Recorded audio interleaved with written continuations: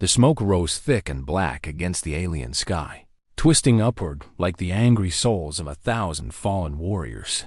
Marcus stood at the edge of the burning compound, his scarred hands still wrapped in the chains that had bound him for 3 long years. Behind him, the screams of the Vorthan guards mixed with the roar of flames that consumed everything they had built to contain humanity's finest fighters. It had started as any other night in the Gladiator school the aliens called the Crucible. The massive stone and metal structure had housed over 200 human prisoners, each one captured from different corners of Earth during the Great Raids. The Vorthans were a proud species, standing 8 feet tall with skin like polished obsidian and 4 arms that ended in clawed fingers.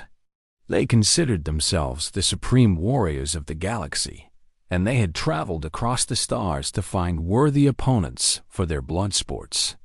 What they found on Earth exceeded their wildest expectations.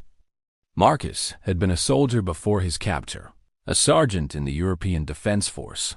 He remembered the night the ships came, how they descended from the clouds like metal gods hungry for sacrifice.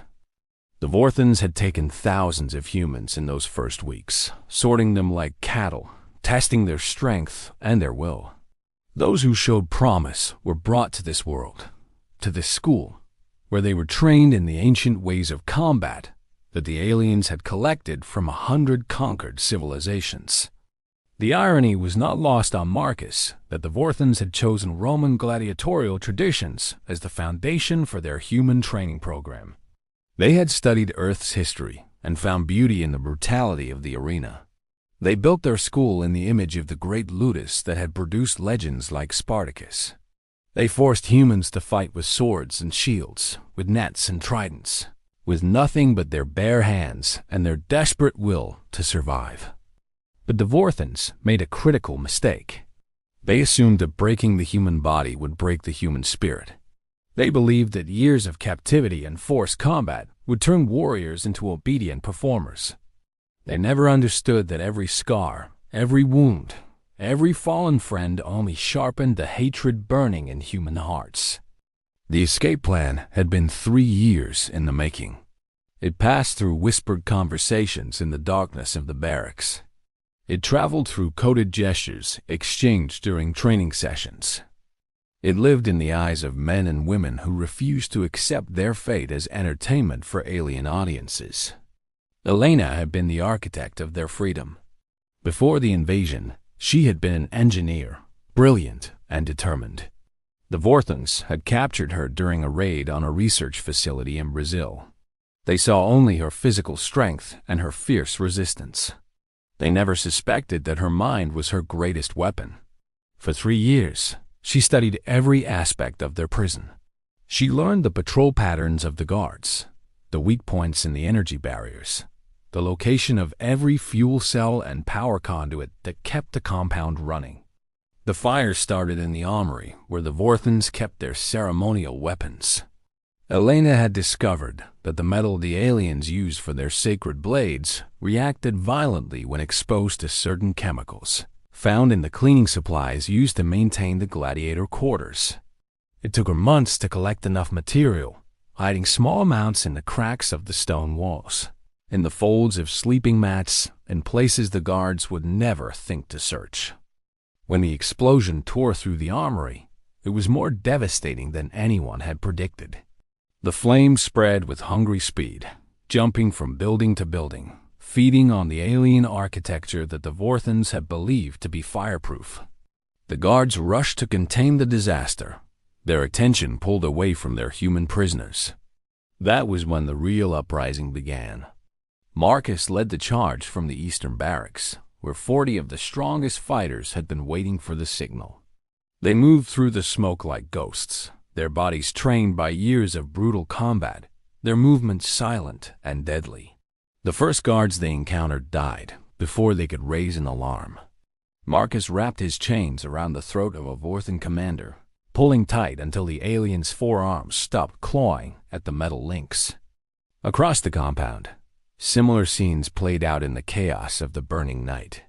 Humans who had been forced to fight each other for alien amusement now fought together with a unity that the Vorthons had never anticipated.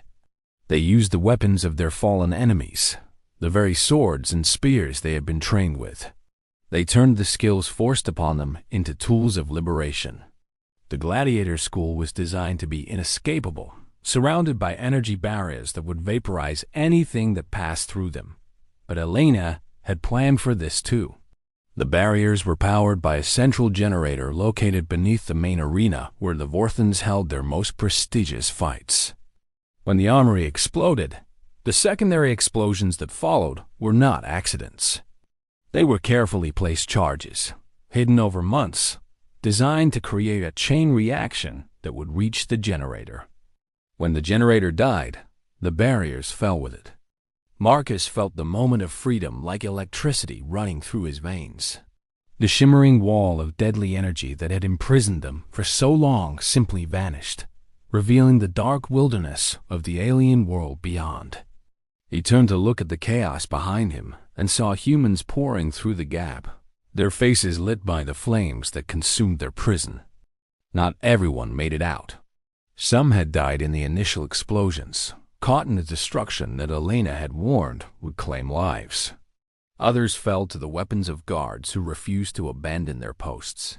Marcus saw friends collapse, warriors who had survived hundreds of arena battles brought down in the final moments of escape. Their sacrifices would not be forgotten. The Vorthon High Commander appeared through the smoke, his ceremonial armor gleaming despite the ash that filled the air. He stood before the gap in the barriers, blocking the path of those still trying to escape. In his forehands, he held the traditional weapons of his people, blades that had never tasted human blood, because no human had ever been worthy enough to face him in the arena. Marcus walked toward him alone, his stolen sword held steady in his grip. The other humans paused, watching as their leader approached the alien who had overseen their suffering for years. The commander's face twisted into what might have been a smile on a human, but looked like something far more sinister on his obsidian features. The fight was brief, but eternal in the memories of those who witnessed it. The commander was fast, his forearms moving in patterns that should have been impossible to defend against. He had centuries of combat experience, victories against warriors from 100 worlds. He had never faced a human in true combat, only watched them fight each other from the comfort of his elevated seat in the arena. He did not understand what desperation and hope combined could create. Marcus took wounds that should have killed him. The commander's blades found his flesh again and again, opening cuts that bled freely in the flickering firelight. But Marcus did not fall. He fought through the pain, his mind focused on the faces of every friend who had died in the arena, every innocent person taken from Earth to satisfy alien bloodlust. His sword moved with purpose, finding the gaps in the commander's armor, striking at joints and vulnerable points that the alien did not expect a human to know. When the commander finally fell, his body hitting the ground with a sound like crashing thunder, the remaining Vorthon guards scattered into the darkness. They had believed themselves superior, unbeatable, the masters of all they surveyed.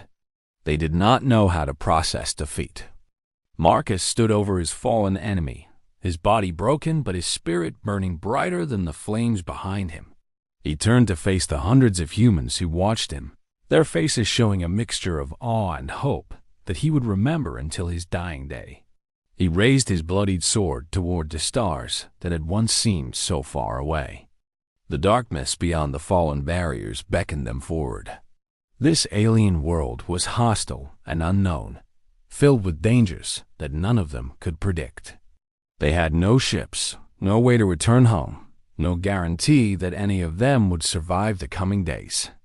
But they were free, and for the first time in years, their future belonged to them alone. Elena appeared at his side, her face streaked with soot and tears. She had lost people she loved in the escape, friends who had helped her plan, warriors who had trusted her with their lives.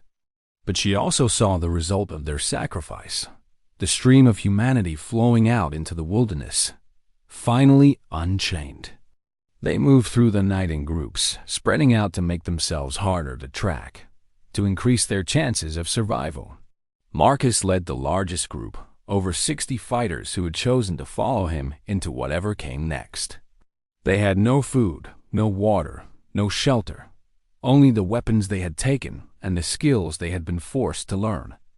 The alien stars above them were cold and unfamiliar, but they were also beautiful in a way that none of them had noticed while imprisoned. Marcus looked up at them and thought about Earth, about the home they had been torn from, about the people they had left behind who might never know what happened to them. But he also thought about the message their escape would send across the galaxy.